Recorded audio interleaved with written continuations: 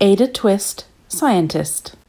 Ada Marie, said not a word till the day she turned 3. She bounced in her crib and looked all around, observing the world, but not making a sound. She learned how to climb and make her big break, with a trail of chaos left in her wake. She ran through the day, chasing each sound and sight, and didn't slow down till she conked out at night. Her parents were frazzled, but tried not to freak, as Ada grew bigger and still did not speak. Clearly young Ada, with lots in her head, would have something to say when it ought to be said. That's just what happened when Ada turned 3. She tore through the house on a fact-finding spree and climbed up the clock just as high as she could.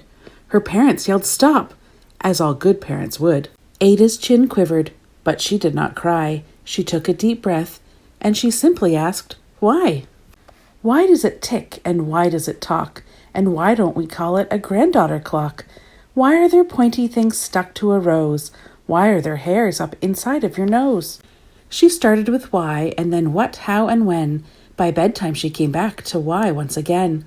She drifted to sleep as her dazed parents smiled at the curious thoughts of their curious child, who wanted to know what the world was about. They kissed her and whispered, "You'll figure it out." Her parents kept up with their high-flying kid, whose questions and chaos both grew as she did. Even Miss Greer found her hands were quite full when young Ada's chaos wreaked havoc at school. But this much was clear about Miss Ada Twist. She had all the traits of a great scientist. Ada was busy that first day of spring, testing the sounds that make mockingbirds sing, when a horrible stench whacked her right in the nose, a pungent aroma that curled up her toes. "Zowie," said Ada, which got her to thinking, what is the source of that terrible stinking? How does a nose know there's something to smell? And does it still stink if there's no nose to tell? She rattled off questions and tapped on her chin. She'd start at the start, where she ought to begin. A mystery, a riddle, a puzzle, a quest. This was the moment that Ada loved best. Ada did research to learn all she could of smelling and smells, both stinky and good. One hypothesis Ada thought could be true. The terrible stink came from Dad's cabbage stew. She tested and tested, but soon Ada knew it was time to come up with hypothesis 2.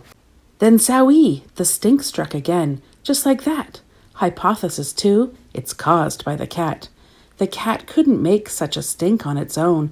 It needed perfume and some fancy cologne. So young Ada tested. The test was a flop. She started again, but her parents yelled, "Stop! Ada Marie, to the thinking chair now, by the time we count 3. Enough, said her mother. That's it, said her dad. Her parents were frustrated, frazzled, and mad. Why? Ada questioned. Her mother said no. What? Ada queried. Her father said go.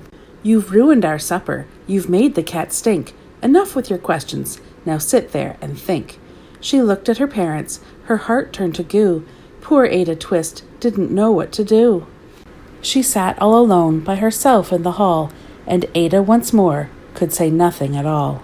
And so Ada sat, and she sat, and she sat, and she thought about science, and Stu and the cat, and how her experiments made such a big mess. Does it have to be so? Is that part of success? Are messes a problem? And while she was thinking, what was the source of that terrible stinking? Ada Marie did what scientists do. She asked a small question, and then she asked 2. And each of those led her to 3 questions more, and some of those questions resulted in 4.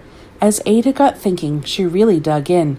She scribbled her questions and tapped on her chin. She started at why, and then what, how, and when. At the end of the hall, she reached why once again. Her parents calmed down, and they came back to talk. They looked at the hallway and just had to gawk. No patch of bare paint could be seen on the wall. The thinking chair now was the great thinking hall. They watched their young daughter and sighed as they did. What would they do with this curious kid who wanted to know what the world was about? They smiled and whispered, "We'll figure it out." And that's what they did, because that's what you do when your kid has a passion and a heart that is true.